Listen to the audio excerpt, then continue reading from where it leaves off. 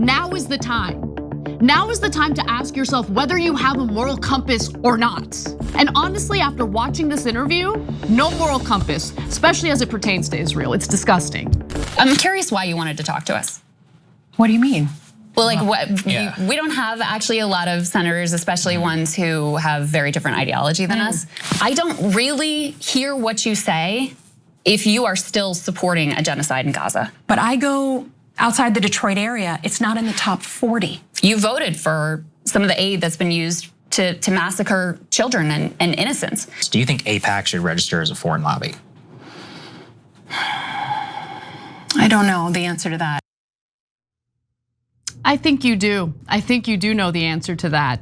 Well, Democratic Senator Elissa Slotkin made an appearance over at Breaking Points where she was grilled by hosts Saagar and Jetty and Krystal on a whole host of issues. Much of the conversation focused on the ongoing genocide in Gaza, but they also did touch on the Epstein files and the future of the Democratic Party. We'll have a link to the full interview in the description box if you want to watch the whole interview, and I do recommend it. It's not too long and it's worth watching in its entirety. But for the purposes of this discussion, I wanted to focus on the portion of their discussion that pertains to Gaza and the current behavior of the Israeli government and the IDF. Because to me, no story really highlights how little political labels make sense these days than the way Elissa Slotkin handled the questions coming from the likes of Saagar and Jetty and Krystal. And they asked fantastic questions, important questions, questions that I wish were almost a given, regardless of which media entity is interviewing her. But alas, you have to rely on independent media to ask the types of questions that you're going to hear answers for as we cover this story. So before we start on her views, on Elissa Slotkin's views, I think it's kind of important to give you a bit of a bio. Who is she? What does she represent? What has she done in her career prior to getting elected in office? Well, before starting her first term as a United States Senator this year, she was a congresswoman between the years of 2019 and 2025. She was inaugurated this year actually or sworn in this year to serve as her first term as US Senator. She represented Michigan's 7th district when she was serving in the House. She also worked for the CIA as an analyst and a Department of Defense official. During the George W. Bush administration, she worked on the Iraq portfolio for the National Security Council. Fun.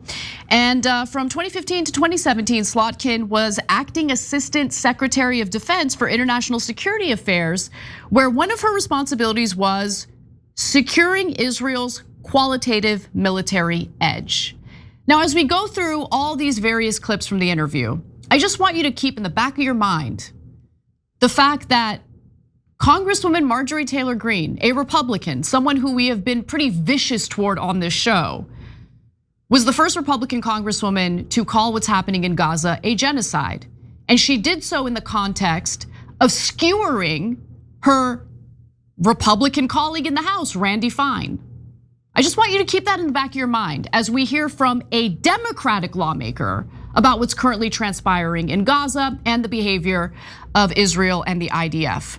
Now look, she has consistently voted in favor of Israel or in favor of things that Israel wants. She's consistently voted yes to more military aid to Israel and opposes conditioning US security aid to Israel. So offensive weapons, no problem, we're not gonna condition it. She has voted in favor of a resolution to essentially equate anti-Zionism or criticism of the Israeli government to anti-Semitism. She did vote in favor of the Anti-Semitism Awareness Act. And she, of course, opposes the boycott, divest movement, otherwise known as BDS.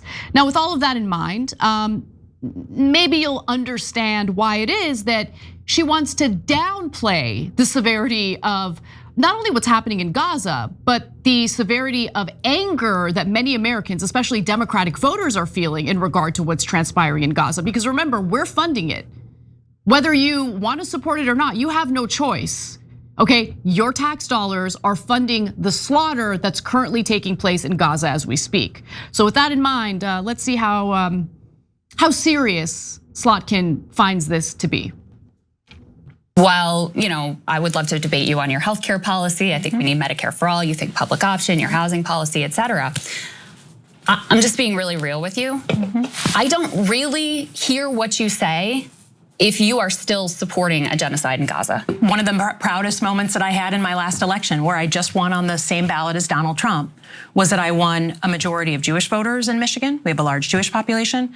And I won Dearborn Heights, and Hamtramck, the 3 Muslim-dominated cities. I'm a Middle East analyst by training. And so what I tried to do, and why I think I managed to win both those communities, is call balls and strikes, literally up to this week. But it's not the only issue that my voters in Michigan care about. Of course. And the online world is extremely focused on this, but that doesn't always represent the majority. But I go outside the Detroit area, it's not in the top 40. Wow, you won your election. That's great. What does that have to do with your views on what's happening in Gaza? And you call balls and strikes. What balls and strikes are you calling? You consistently support anything and everything Israel wants. Sure, there might be some rhetorical pushback, but you can take that rhetorical pushback and you can shove it. It's as relevant and as valuable as the rhetorical pushback Joe Biden engaged in as Israel was carrying out, the initial phases of its ethnic cleansing slaughter campaign in Gaza. What balls and strikes? Show me an example of Slotkin in any way through her actions checking the Israeli government, because I haven't seen it. And to say, most Americans don't really care about this issue. You're trying to downplay it? The American government right now is literally taking resources out of the pockets of hardworking Americans, whether they like it or not, and funneling it to a terroristic government who's carrying out the ethnic cleansing and genocide of Palestinians in Gaza. They're literally building a concentration camp as we speak. Okay, the days of trying to let me tiptoe around this. Let me try to strategize around this. Let me not upset people who, for whatever reason, live in the United States but think Israel is the most important thing in the world. Let me not upset those folks. No, now is the time. Now is the time to ask yourself whether you have a moral compass or not. And honestly, after watching this interview, no moral compass, especially as it pertains to Israel. It's disgusting. So she's also lying, and you'll notice that it's a theme throughout this conversation. We'll get to her other lies in a minute, but since she's talking about the fact that most voters don't care, it's not even in their top 40. It's not even in their top 40. Really, it's not? Okay. Well, how do Democratic voters feel about what's happening in Gaza right now? Turns out the latest Gallup poll found that, oh wow, actually, no, maybe it's not that bad. Maybe it's not that bad. It's just that only 8% of Democratic voters support what the Israeli government is doing. So 32% of Americans, let's put it back up. So only 32% of Americans approve of Israel's military action taken in Gaza. That's actually down 10 percentage points since last September. So only a minority of American voters overall support what's going on. But when it comes to Democrats, only 8% support Israel's actions. The lowest approval rating to date. Compare that to 25% of independents and, sadly, a robust 71% of Republicans. Turn off the Fox News. Your government's taking money out of your pocket and funneling it for the mass slaughter of children. You want to talk about being pro-life? How is it pro-life when your money is supporting the slaughter of countless children in Gaza? Unbelievable, but anyway, not a big deal. Most people don't care. Most people don't have strong thoughts about this, not even in their top 40. Elissa Slotkin is really concerned about the economy. She wants to make the economy better for Michiganders. I mean, she hasn't really proven it in her time in the House of Representatives or her short stint in the Senate so far. But I care about the economy is a great, it's a great talking point to pivot to when you don't want to talk about the fact that you're aiding and abetting the slaughter of innocent people in Gaza. But we have more. So the political angle, I just want to be clear, really does pale in comparison to the moral bankruptcy of continuing to support Israel's slaughter campaign. That's what I think. So a lot of these politicians, they're only thinking about, okay, well, how is this gonna affect me politically? And I know that's what Elissa Slotkin is thinking about. It's what every politician is thinking about. God forbid, for a second, they allow themselves to have a principled or moral view of something that's happening in the world. But again, the moral bankruptcy of it all, to me, is a big deal. So is Slotkin willing to ever do anything to check Israel? And I'm really glad that question was asked in the context of this interview. So let's take a look at what she had to say about that. You have backed Israel, as far as I can tell, from your voting record at almost every turn. You voted for a definition of anti-Semitism that would, codify anti-Zionism as anti-Semitism. You voted as a member of the House to sanction the ICC for indicting Benjamin Netanyahu, who you just admitted is a war criminal, by your own words. So are you going to join Senator Angus King, Senator Bernie Sanders in saying no more aid to this country that is committing war crimes against innocent civilians? I think the first thing, if you're asking about what to do with power, and I would offer that right now Democrats own nothing in Washington. So don't play powerless with me. Though. You're a United States senator. There are things you can do. There really isn't much to add to that because I think Krystal did a good job responding to her pathetic answer by saying, "Don't play powerless with me." I mean, it's just hilarious. Just a second ago, Senator Slotkin was bragging about her big accomplishment in getting the majority of Jews and Arabs in her state to support her for her Senate seat. I'm so big and powerful. I did such an amazing job getting elected. Look at me. Oh, you want me to do something? I have no power. I have no power. I'm just a United States senator. Okay.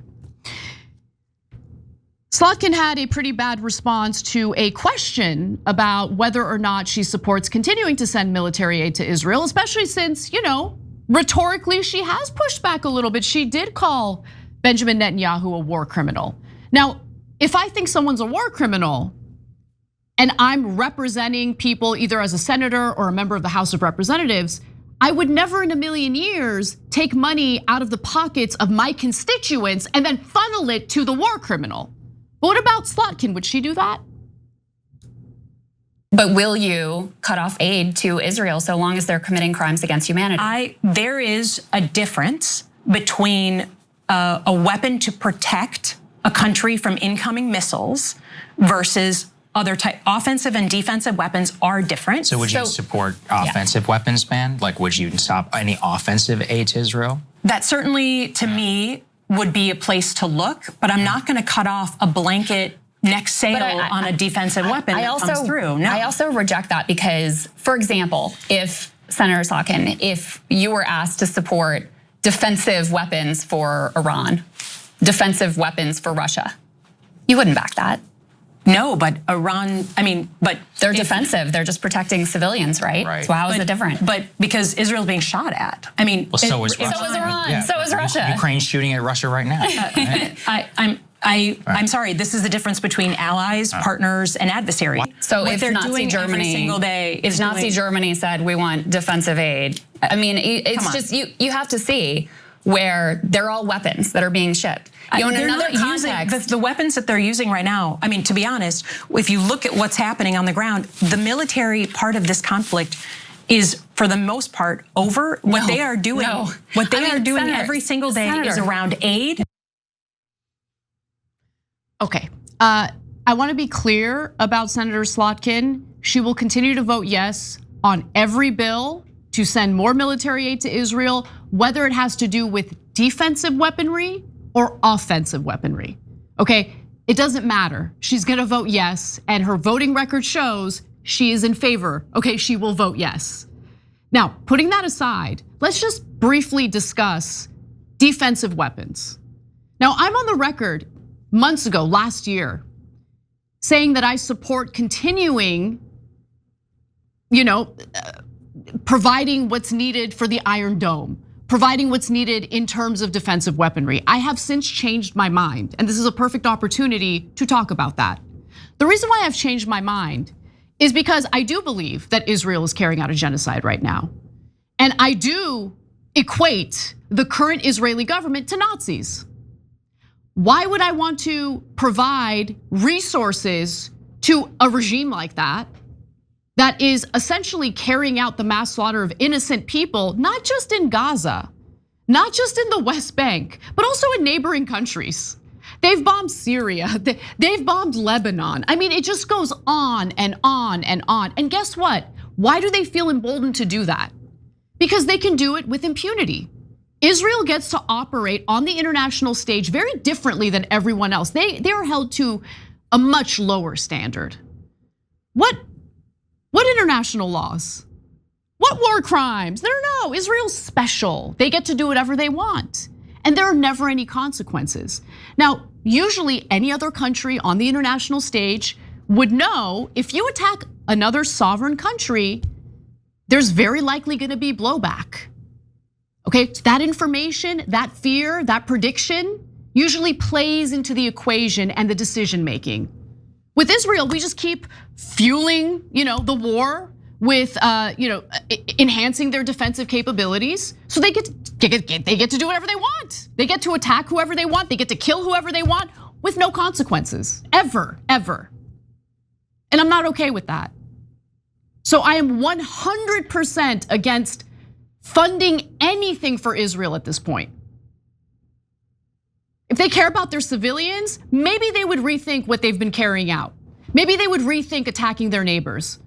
Maybe they would reconsider openly bragging about starving innocent people to death, as Bezalel Smotrich and Ben Gvir so openly do on a regular basis. But right now, they're not reconsidering that. They're acting like unhinged genocidal lunatics because we have empowered them to do so. Now, maybe Slotkin feels this way because she doesn't see the mass slaughter that the IDF is engaging in for what it really is. And this part of the conversation made that clear to me. Is it so a that genocide? People don't starve. I don't know that I'd use that term. Why? But it is violating the law of war. Why don't you use the term though? Because I think, it's, to me, do I think it's ethnic cleansing, which is what I think of in genocide? I don't know if it meets that definition. They're announcing but didn't you say it earlier that it was ethnic cleansing? You said that they wanted to force them. I mean, this is open from the Israeli government. Like, they're saying it. Their Minister of National Security, they come out and they're like, we don't need shells. We need shells, not food. And we need to encourage migration. They're saying it. You're not gonna get me to support what the Israeli government is saying right now. I think the point I was trying to make is it's not just about, we have relationships with nations over time, regardless of who their leaders are. That was a great catch by Saagar and Jetty because she did call it ethnic cleansing earlier in the interview when it was convenient for her to do so. But then, it came up again and it was inconvenient for her.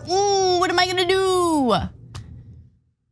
You have two humanitarian organizations within Israel, B'Tselem being one of them, by the way, who have now called this a genocide. You have an Israeli genocide scholar who we covered on the show just last week or the week before, calling this what it is, a genocide. A scholar, an Israeli scholar. He wrote a piece about it, an opinion piece in the New York Times, which I hope you all read. You have two former Israeli prime ministers who were not doves, who committed war crimes of their own, calling this what it is. But you can't get a Democratic senator to at least call it ethnic cleansing, which, by the way, the Israeli government is openly announcing. They're openly announcing it.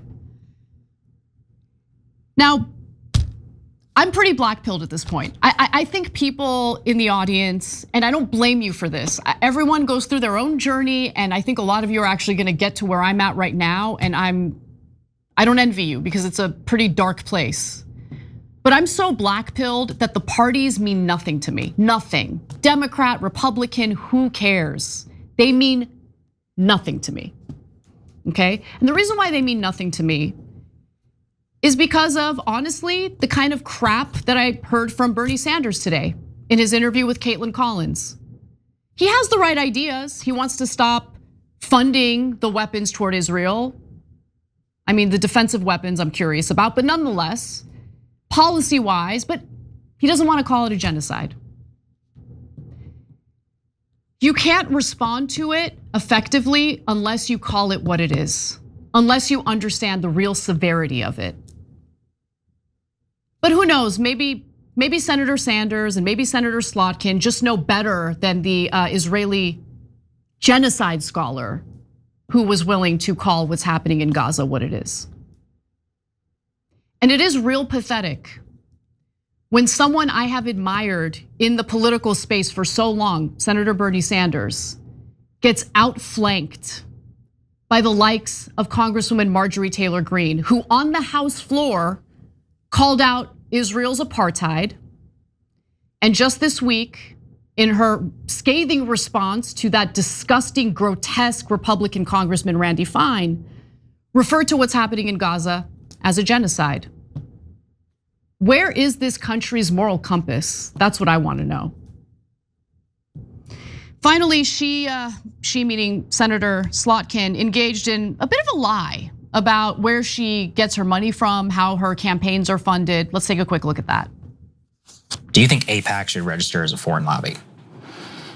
I don't know the answer to that. I think that I know plenty of people who think they should. You know, I It's don't. kind of a cop-out answer, don't you think? I mean, Yeah. I literally, I just guess I'd have to look at the definition. I certainly have had my tough moments with that organization, and So you stop accepting their funding? you gotta get your facts straight. I have not been endorsed by AIPAC. I have not. I'm sorry. I was the first Jew elected to the Senate that was not endorsed by any Jewish group. AIPAC, J Street. You've been the recipient of their funds. In 2018, when I first ran, people who were members, yes, but I've not been endorsed since then. You know, telling Krystal Ball that she needs to get her facts straight is rich, especially as Senator Slotkin is just lying to everyone's faces. So she makes it seem as though she received some campaign contributions from AIPAC back in 2018, but she had a real rough go at things. You know, she had a tough relationship with them. You know, they probably didn't fund her after that, except they did. And it wasn't just about AIPAC. When it comes to the Israel lobby, AIPAC of course gets a lot of attention because it's the biggest. But there's all sorts of other groups, pro-Israel groups, that fund our politicians. So let's talk a little bit about how much Elissa Slotkin, throughout her political career, has received from the Israel lobby. Oh, so there you go. $656,095. Nice. So up through March of this year, that's how much money she has received from the lobby. Now, who knows? Maybe she was telling the truth. Maybe that was all the money she received up until 2018, and then after that it was over. Except no, that's not the case. So she took in quite a bit of money from the Israel lobby in 2022. Fascinating. So apparently she took in $85,550 from J Street PAC, $22,000 from the Pro-Israel America PAC, and $14,906 from the American Israel Public Affairs Committee. Nice. Meaning that she was, of course, taking cash from the Israel lobby well after 2021, in 2022. So those campaign contributions, I mean, they pay off, and her voting record makes that abundantly clear. Since the war started, Elissa Slotkin has voted for measures to fund Israel's military, impose sanctions on the International Criminal Court over arrest warrants for Israeli officials, including the very official that she has referred to as a war criminal, Benjamin Netanyahu, the prime minister. She's a loathsome, pathetic person. What do you stand for, Slotkin? You're gonna do an interview where you pretend like you give a damn about the economy? What the hell have you done for the economy? What the hell have you done to improve the lives of Michiganders? Pathetic. Let me read the rest of that graphic for you. She forbid the State Department to cite statistics from the Hamas-run Gaza Health Ministry and equate anti-Zionism with anti-Semitism. That's who Elissa Slotkin is. Now, there was an interesting headline in the news today. I don't really care about it. It's not really gonna go anywhere. I think it's just meant for positive PR, and I'm not gonna give it to her. But she is part of a group of congressional Democrats who have introduced the Ban Corporate PACs Act. The legislation would ban corporations from establishing and managing a PAC or soliciting contributions from stakeholders and eliminate existing corporate PACs. They know it's not gonna go anywhere. I doubt they're even gonna try to fight for it to see if maybe they can get some Republicans on board to pass it in the Senate. It's not going anywhere. Let's not be stupid.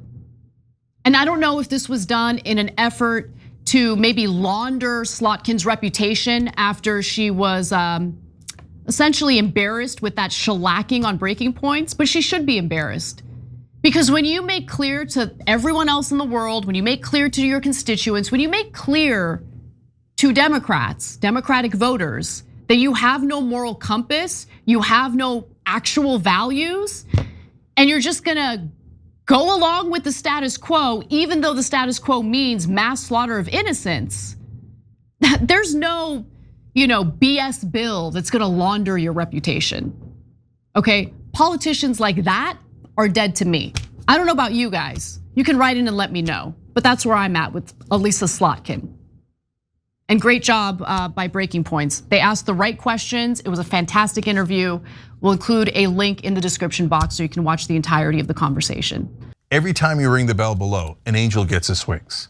Totally not true, but it does keep you updated on our live shows.